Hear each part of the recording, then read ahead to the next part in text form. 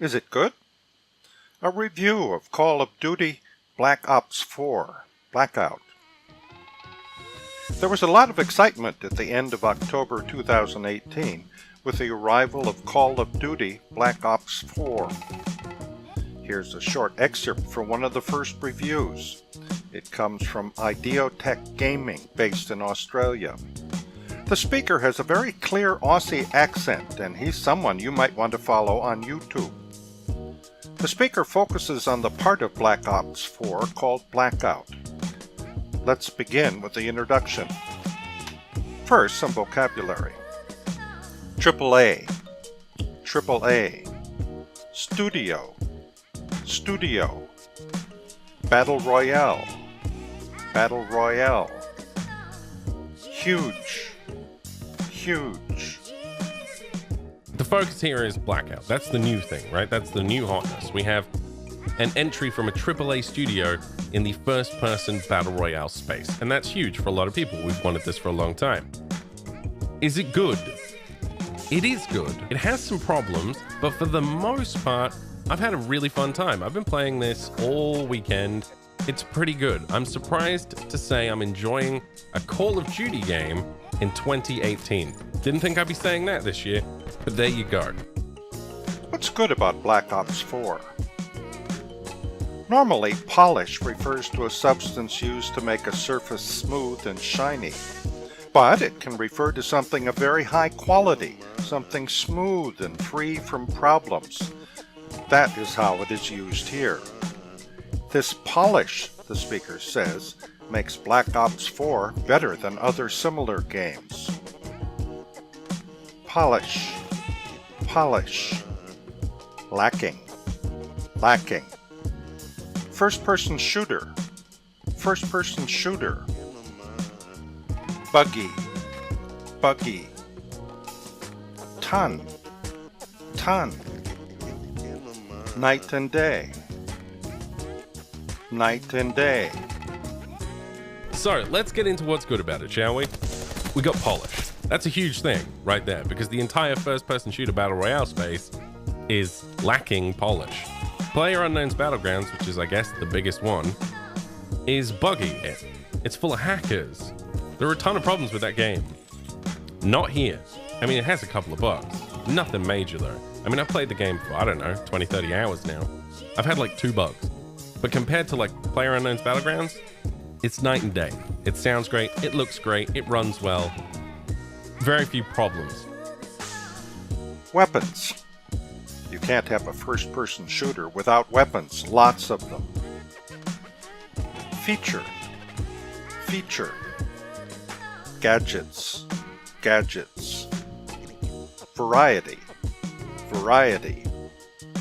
In terms of. Strategy, strategy. Tactics, tactics. Shotgun, shotgun. Semi-automatic, semi-automatic. Assault rifle, assault rifle. Machine gun, machine gun. Rocket launcher, rocket launcher. Category, category. Scary, scary. Mainstay, mainstay. At range, at range. Tweak, tweak. Let's talk about some of the more detailed features. We got weapons and gadgets, right? These are a huge part of any Battle Royale game.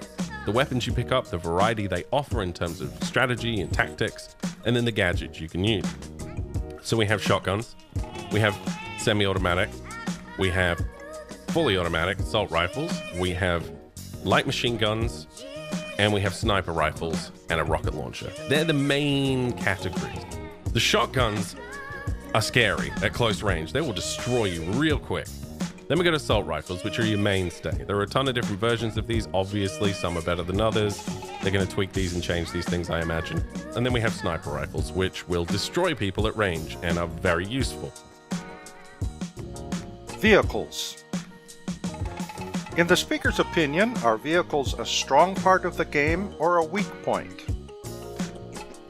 Hardly. hardly.